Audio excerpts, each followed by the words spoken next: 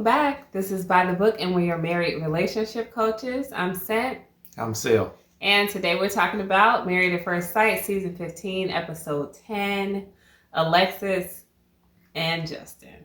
Yes. All right, let's watch the dumpster fire take place. Yeah. We got Tweedledee and Tweedledum, Petty 1 and Petty 2. Just driving me crazy. I mean, first and foremost, so upset to have seen them get so involved in Ben and Morgan's marriage. Yeah. Just messy for no reason. It's like two gossip girls getting together and ruining these people's marriage. Exactly. But anyway, the episode opens up with Justin in bed with Newton, which is weird in and of itself. I think that the producers set that up because, like, why? Why would you do that? You know, he doesn't want to be in the bed with that dog. Yeah. He's got his own dog that we may never, ever see again. Like, where is Maya? I'm about to put her on a milk carton. Still in obedience school. No, that was supposed to be for 2 weeks. That was at least 3 weeks ago. Yeah, I think they said that one of his friends took. Nah, that's shady, man. And so now he's got to lay up with her dog. Yeah. That's the deal.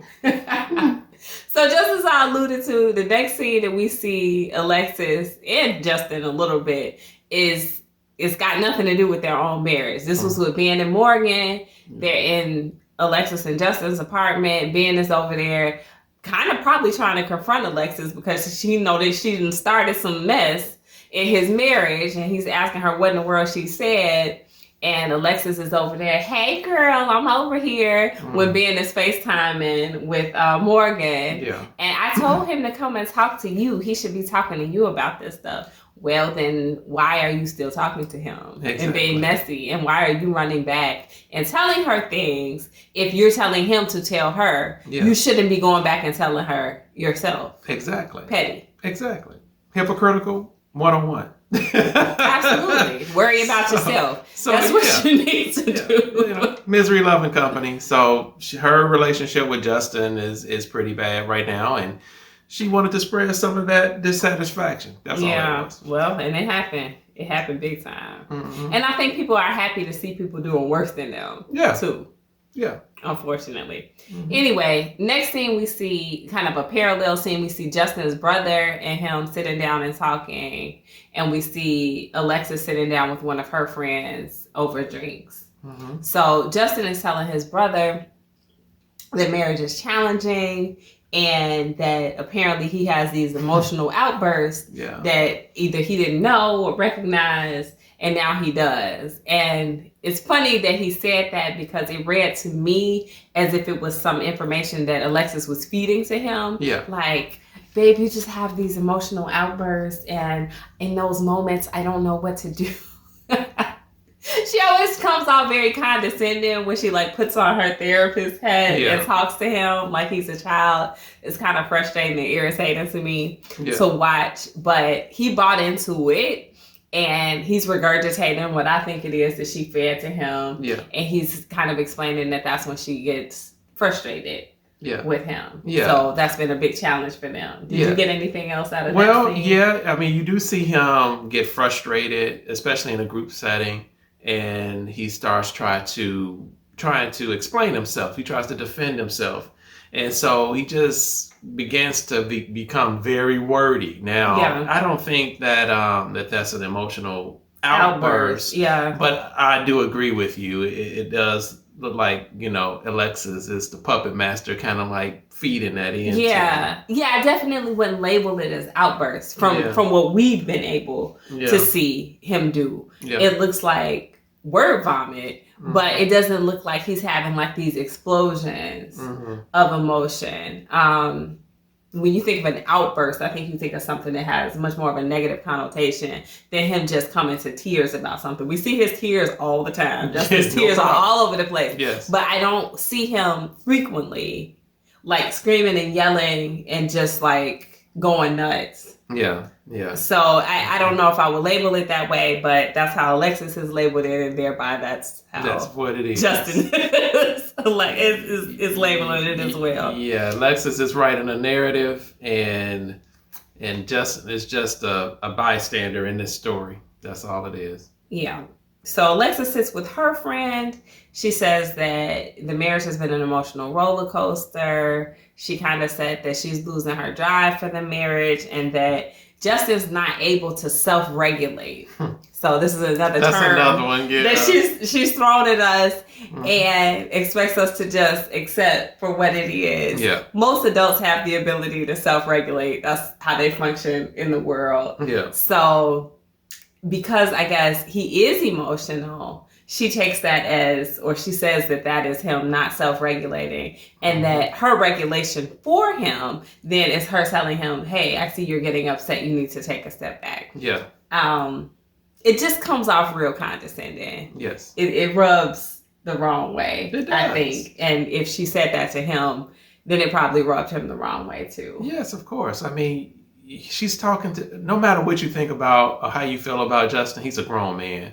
And for her to kind of like say that or take that tone with him, he's got to feel a certain type of way about that. No questions about that. Yeah. So her friend asks if this were decision day, what would her decision be? And essentially she says she's 50-50 because she'd be uncomfortable saying yes, she'd be uncomfortable saying no. So she doesn't know what to do. I think she's way, way closer to saying no than yes. So, I mean, I don't think that she's being honest in that. But that's where she wants to at least make it seem like she is. Maybe so she's not such the bad guy in this. Because if you give up at 4 weeks, then you're going through the motions for 4 more weeks and you seem like the bad guy, I guess. So she doesn't want to be that. Well, earlier on when she says, and I know you get into it, but when she says in the confessional that she's been labeled as the runner, but here she is, she's staying because of her husband, and so I just kind of like think that this whole thing that she's kind of like has been setting up when she talks to the confessional, like when she talks to Justin and all of this different type of stuff. I think she's the puppet master. I think she's the one pulling the strings, and she's setting up the pieces on the chessboard to have them exactly where she wants them to get the outcome that she's trying to get to. So go ahead. Okay. So next we see the two of them together, and they're talking about the challenges of their marriage. And Justin expresses that he feels like there's not enough time to fix things. Now, interestingly enough, Alexis then flips and says, well, you shouldn't think like that. We have just as much time left as we had passed already. We have enough time, just enough time to fix things. Yeah. I guess if things go all well. Yeah. From that point. And you can see the manipulation beginning. Right there. It looked like she was trying to encourage him, and then maybe she was going to have a positive spin at that point. Like maybe something changed during her conversation with her friend or whatever. But it doesn't seem so as the rest of the episode goes on. No, she sold him a bridge to nowhere. And at the end of it, you can see him kind of being like, oh, yeah, all right, yeah. I know. Now, see, we read something different in his face. I felt like Justin looked very checked out in that conversation that they had. He looked very defeated, very deflated. Like, I'm going to go through this next 4 weeks with you, but I don't have any hopes on things working right. I think that he feels emotionally incompetent to her. And I think that she plays a big role in that because of the way that she speaks to him and the way that she speaks about him. Yeah. Like, I'm here so much more, emotionally ready, relationship ready, et cetera, et cetera. And here I am trying to lift you up from this low place to where I am. And you're just not capable of getting there. That's how it comes off to me. Very condescending. It's very condescending because here's the thing. By the self-proclaimed runner, how are you so prepared for relationships when you run all the time? Yeah, and she says as much, again, in this episode, that if they were only dating, she would have already run because too much has happened too early on. Yeah. And it just would have pushed her away. So what is she actually foreshadowing? You know, it doesn't look like she wants to say, well, I'm still here because of the marriage. No, you're still here because you're under contract with Married at First Sight. Yeah, exactly. And you want to make your money. Like, let's not do this. I'm here because my husband. Yeah. No, I don't think so, Alexis. Try again. So the next scene we see them is the scene that really turned me up. Because I was so annoyed. This is the party bus scene. They all get on the bus. There's no Bihn. There's no Morgan. And everybody's looking around like, what happened? And they're like, oh, no. Like, no. They were in the middle of this. They started this thing. Well, maybe not started it. But they certainly were somewhere in the middle, inserting themselves where they didn't belong. Justin was petty. Mm-hmm. Justin was running his mouth.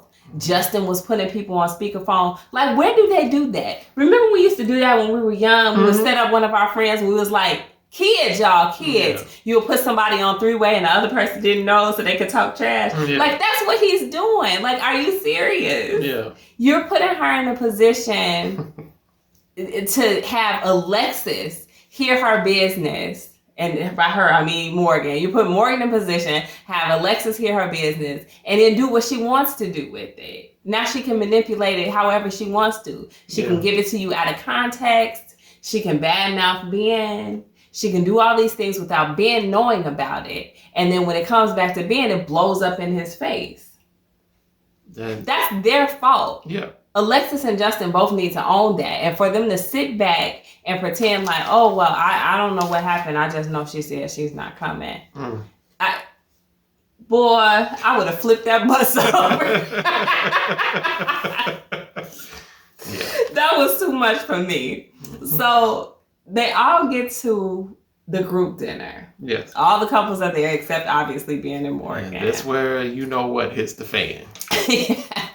So everybody's sitting at the table and asking like how the marriages have gone thus far. And when it comes around to Justin and Alexis, Justin tries to prompt her to go ahead and answer. And she says, I don't want to talk in this moment. So he quips back, I'm just surprised that you don't have anything to say, which I thought was hilarious. Yeah. And he usually doesn't seem to really like clap back at her with anything witty anyway. So I was like glad to see him do it. It was hilarious to me. But that's when she gets like a little bit defensive. She claims in the confessional that she's trying to be conscious of his feelings. She doesn't want to hurt his feelings. So she doesn't want to say anything. Yeah. However, she was the main one rolling her eyes when he was complimenting the other couples on their progress. Yeah. So in the confessional, she's able to say, well, where's your progress, et cetera, et cetera. But she can't be open with him when all the couples are trying to be open. Yeah. He wants to know why. Well, that was very interesting because when I saw her say that, the first thing that came to my mind was, Alexis, where is your progress? I mean, so I understand. Hey, Justin has not been able or unwilling to call you out on some of your stuff. But Alexis, you got a lot of issues yourself. And so I don't care how she kind of like fronts some or whatever the case may be. She has a lot of issues. And I really do think that she manipulated this whole stage to get them at this particular point so she cannot look like she's the bad guy. I really do. Because she already knew, like she said, he has emotional outbursts. And if she got him frustrated, got him upset, that he wasn't going to be able to explain himself very well. Yeah. And she was going to come off as the damsel in distress. So she tells him at the table that when he gets upset, he's like two different people. She doesn't know who she's going to get. And when she has to like confront him about his emotions, then she feels hurt. And then when he comes back and he's like, you were right, I did need to take a step back, then she's still hurt. And so she's bursting out into these tears. And I don't buy it. Quite frankly, I don't buy it. I feel like Alexis is being disingenuous. She's been a little bit manipulative. And I don't like it. Neither do I. So, guys, let us know what you think. in the comments. Please, let's talk about this, because we came down hard on Alexis this time. Usually it's Justin that we're giving it to, but Alexis this time, I really think it's her being manipulative. So like, share, comment, subscribe, guys, and let us know what you think.